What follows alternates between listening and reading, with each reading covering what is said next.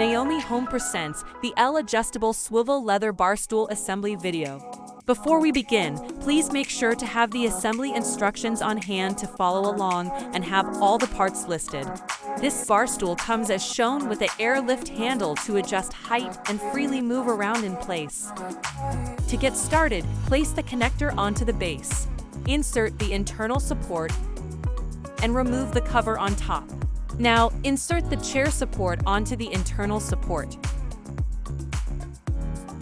Finally, use 4 bolts and 4 washers to attach the seat in place.